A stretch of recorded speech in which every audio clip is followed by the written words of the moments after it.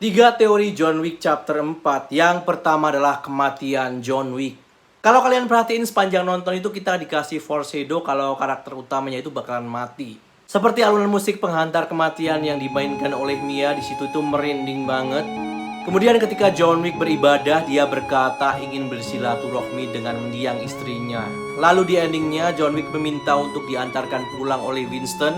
Ternyata bukan pulang ke rumah tapi malah pulang ke Rahmatullah. Dan teori gua adalah John Wick ini masih hidup. Karena ada yang janggal ketika John Wick ini tertembak di bagian vital. Kenapa yang lain itu pada santai dan gak mau menolong? Padahal si buta dari Hong Kong ini ketika John Wick ini tertusuk pedang, dia rela untuk memberikan sapu tangannya untuk menutup lukanya. Tapi di saat John Wick sekarat bukan menolongnya tapi malah menagih utang budi. Menurut gua, John Wick ini sengaja untuk memasukkan kematiannya agar dia bisa hidup bebas sepenuhnya. Tentunya dia membuat identitas baru seperti dulu. Yang kedua adalah Winston punya hubungan keluarga dengan John Wick. Karena cuma Winston yang memanggil John Wick itu dengan sebutan Jonathan, padahal yang lain itu Mr. Wick. Di sini Winston juga tahu tentang sejarah keturunan dari keluarga John Wick. Dan ternyata adalah bagian dari 12 kursi tertinggi High Table. Dia juga tahu tentang aturan dan juga kode etik tentang duel yang dilakukan oleh High Table.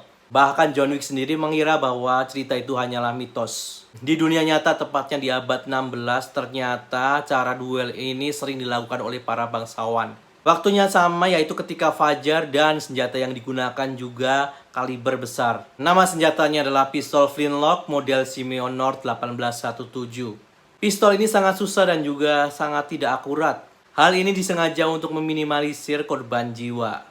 Yang ketiga adalah kenapa Winston meminta High Table untuk membangun Hotel Continental kembali.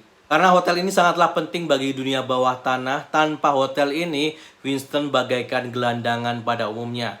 Hotel Continental bukanlah hotel biasa, di mana hotel ini adalah zona netral, di mana para pembunuh bayaran itu dilarang untuk saling membunuh di tempat ini.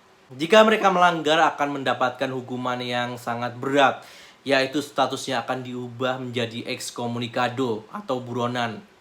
Dengan Winston menjadi manajer di tempat tersebut, maka dia akan terhindarkan dari aksi pembunuhan. Dengan dibangunnya kembali Hotel Continental, maka aliansi John Wick ini akan semakin lengkap. Ada Winston sebagai manajer, King Boris sebagai pemasok senjata api dan juga jas anti peluru, ada Tracker sebagai anjing pelacak, aliansi petarung dari si buta dari Hong Kong, dan tidak lupa adalah Akira yang akan membantu dengan pasukan Yakuza. Jadi gimana menurut kalian? Apakah John Wick ini sudah mati atau belum? Silahkan tulis di komentar ya.